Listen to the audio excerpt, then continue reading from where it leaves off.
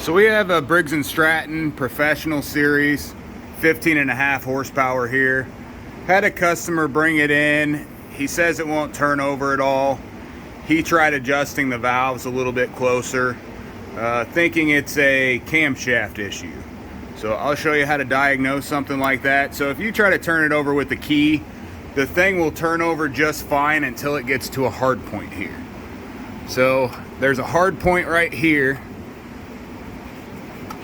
So now it's free until it gets to that hard point. So I will show you here.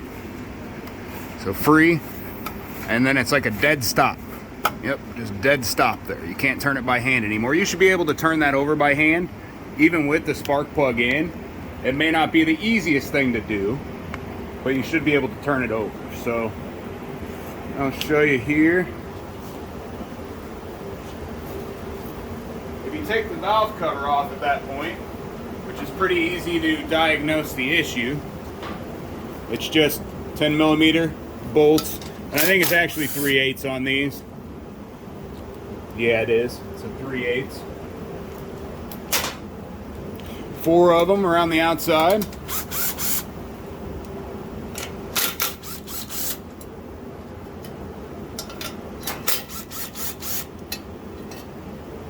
And then the valve cover comes off.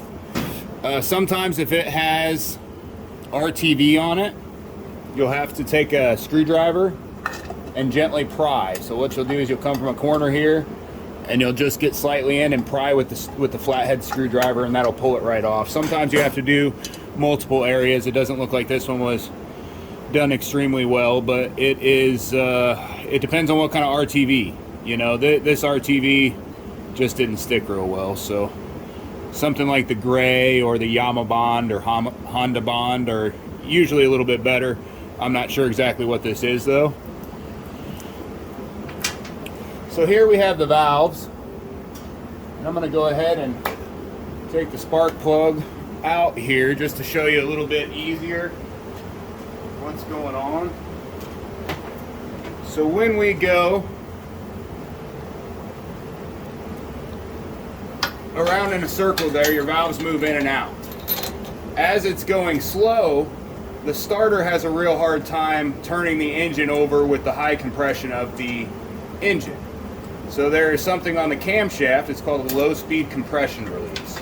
And what that does is before the engine's starting, while it's going slow, while it's being turned over by the starter or by hand or anything else, you know, until it's up to speed, it's releasing that compression.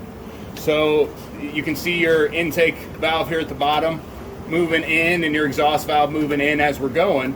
But after the engine comes around and your intake valve goes in and comes back up, right after it comes back up, it should go and just dip back in slightly.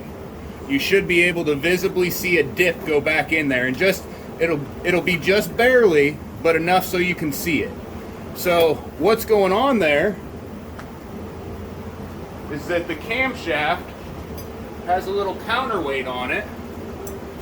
So the camshaft sits in here just about like this. It runs on the gear off your crank.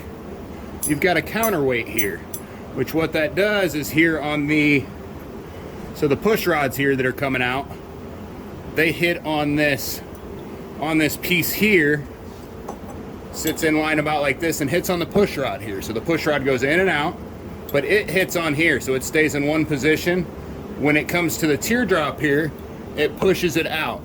So when it comes to the teardrop shape, it pushes the valve out.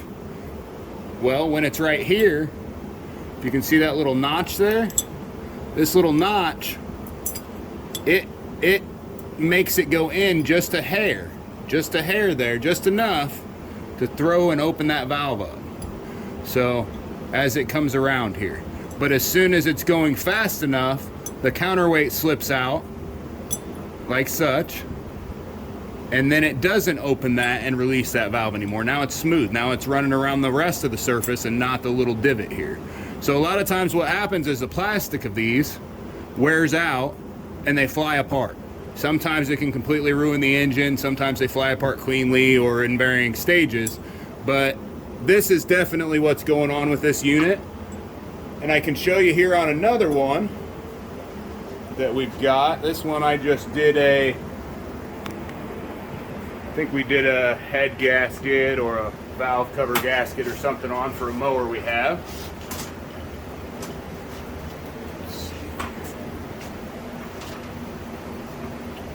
So as I turn this engine over here, and this is an Intek 18, pretty much same engine whether they're professional or not. There's a few differences, but the camshaft and everything's gonna look exactly the same. Valves are gonna look the same and everything. I've got the spark plug out here to just kind of show you. But as we're spinning, the exhaust valve goes in, intake valve comes in, and as it comes up, if you notice there, as it comes back up, there's a little bit of a flutter. You can visibly see it right after it comes up, go back down for just a split second.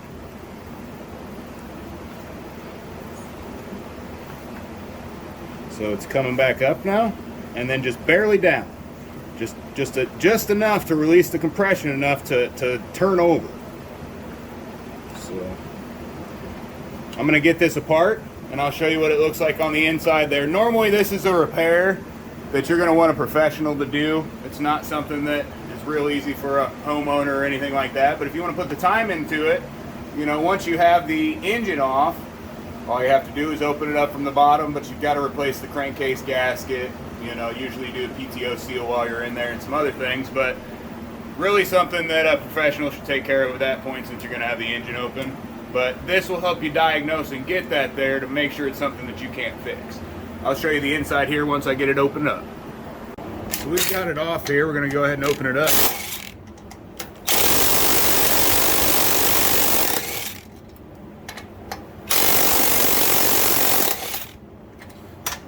That's for sure. I got the push rods and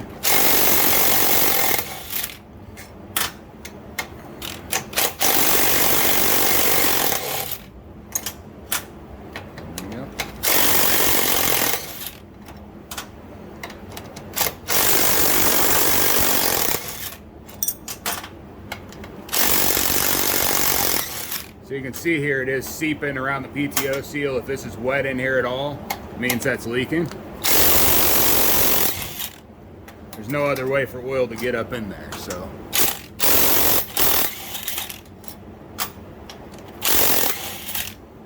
After you got them all apart there, obviously that'll take a couple seconds longer by hand.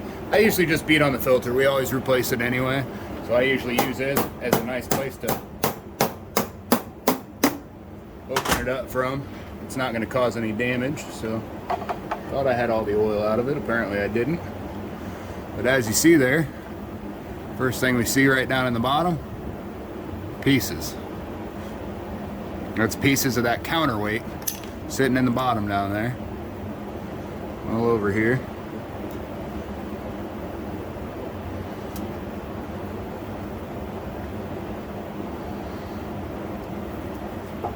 So we got pieces of the plastic. The spring, the actuator there. Not sure where the spring went. There's part of it. And the rest of it there. So yeah, definitely low speed compression release on these. Oh, more of the spring way down in here also. So a bunch of the pieces of it floating. Obviously before you get this back together, you clean all that up. But here, if we take the you can take the governor out of the way here. Take the camshaft out. Fall down, fine. But if you see here, it's missing that low speed compression release. The one has it, and the one doesn't. So that's why it was not butterflying there to open that back up. Nothing you can do but replace the camshaft, which obviously, you know, takes a little bit of work. It's not for an amateur, but how to diagnose it and kind of what to do about it if that's the issue. I'd take it in, have a professional look at it. Thanks for watching, like and subscribe.